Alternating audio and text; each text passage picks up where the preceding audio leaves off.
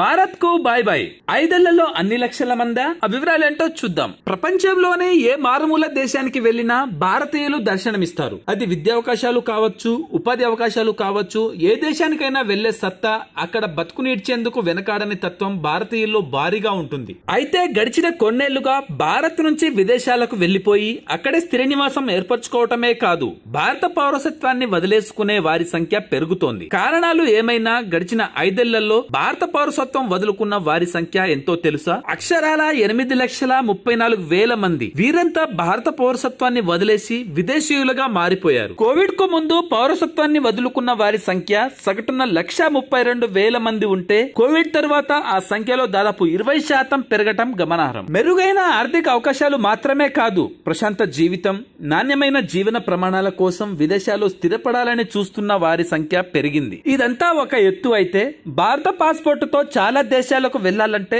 Visa తప్పనిసరి. అదే America, Canada, UK, Australia, Singapore లాంటి దేశాల పాస్పోర్టులతో ప్రపంచంలోని అన్ని దేశాలకు వీసా తీసుకోకుండా ప్రయాణాలు చేసుకోవచ్చన్న భావనతోనూ భారత పౌరసత్వాన్ని వదులుకోవటానికి వెనకాడటం లేదు. గడిచిన 5 ఏళ్లలో భారతీయులు 114 దేశాల్లో పౌరసత్వాన్ని స్వీకరించడం గమనార్హం. వీరిలో అత్యధికులు అమెరికా, కెనడా, ఆస్ట్రేలియా, యూకే, జర్మనీలో స్థిరపడుతున్నారు. సంపన్న దేశాల్లోనే కాదు, చివరకు పాకిస్తాన్, నేపాల్, కెన్యా పౌరసత్వాన్ని స్వీకరించిన భారతీయులు కూడా ఉన్నారు. విదేశాల్లో విద్యను అభ్యసిస్తున్న భారతీయుల సంఖ్య అంతకంతకు పెరుగుతోంది. ప్రపంచంలో చైనా తర్వాత విదేశాల్లో విద్యను అభ్యసిస్తున్న విద్యార్థులు ఎక్కువగా ఉన్న దేశం భారతే. వివిధ దేశాల్లో దాదాపు 15 లక్షల మంది భారతీయ విద్యార్థులు వివిధ దేశాల్లో విద్యను అభ్యసిస్తున్నారు. ఇతర దేశాల పౌరసత్వాన్ని స్వీకరించడం ద్వారా భారత పౌరసత్వాన్ని కోల్పోతారు. విదేశాల్లో మాదిరి ద్వంద్వ పౌరసత్వం లేదు. ఇలాంటి అవకాశాన్ని మన రాజ్యాంగం కల్పించలేదు. 2006 నుంచి ఓవర్సీస్ సిటిజన్ ఆఫ్ ఇండియా పేరుతో కార్డును జారీ చేస్తున్నారు.